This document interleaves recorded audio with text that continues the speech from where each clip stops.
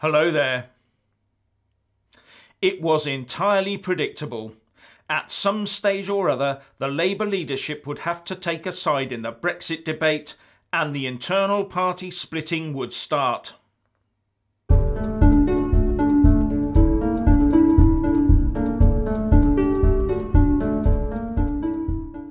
First, just to get things moving, unless there's some sort of weird double accounting going on, or my maths is completely kaput, it seems that the government order covering the maximum amount of money that can be spent on these upcoming and completely unnecessary EU elections is a tad over £157 million.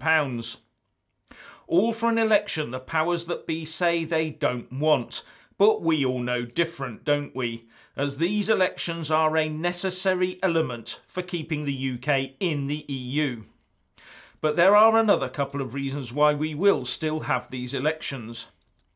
There's the reapportionment of some UK MEP seats to other countries, as well as an overall reduction in seat numbers from the maximum allowed under the treaties of 751 down to 705 if Brexit had occurred. As the EU election period has already started, how would that reduction and reapportionment be achieved if we dropped out a few days before the actual vote, or if we dropped out a few months after the vote, come to that?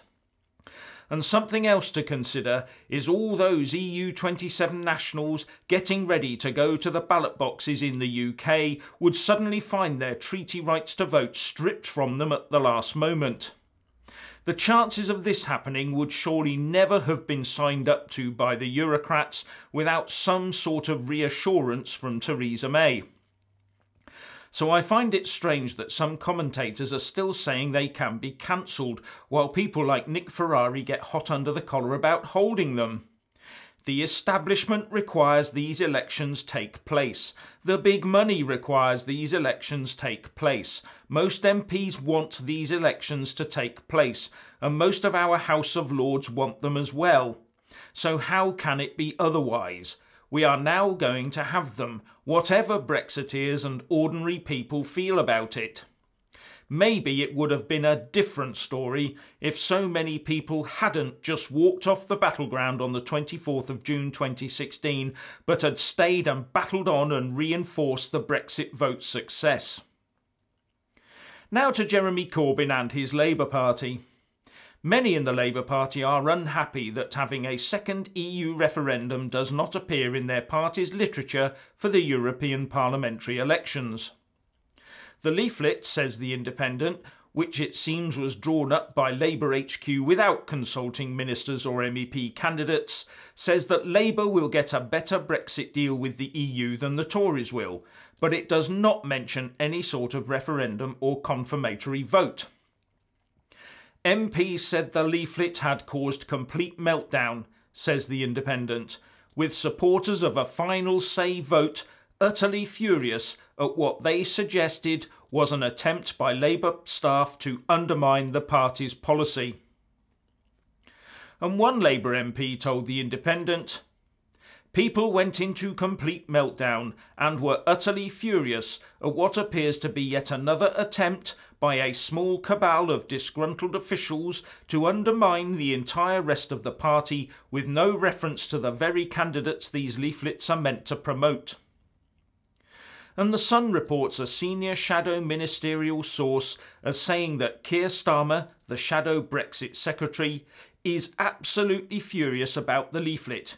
He knows very well that it doesn't reflect the party's policy, the views of the membership or our candidates. It will have to change. This always had to happen, as soon as Jeremy Corbyn was forced to put down in writing exactly what his stance on the EU and Brexit was. Losing support from a chunk of his party was always going to be the result. Now, by ignoring the second referendumers in his party, which we all know actually means the Remainers in his party, you could be forgiven for thinking he will keep his Leave element fully on board. But I would argue that if you think Theresa May's withdrawal agreement treaty is a surrender document, then anything Corbyn comes out with would be surrender plus plus plus. Then there's the matter of the Labour conference vote to hold a second referendum. So I don't think he will be convincing the leavers in his party support base anytime soon that he can deliver any sort of meaningful Brexit. He's as stuck as Theresa May is. The only difference is that not being in power and having to make decisions thus far has acted as a shield. But the EU elections and the requirement to produce a policy document has stripped that shield away. Labour's chances in the local and European elections next month just took a nosedive. So what do you think? Please share and comment, and thank you for watching. Please do like and share this video, and also subscribe to my channel. And when subscribing, please do remember to press on the little bell next to the subscribe button.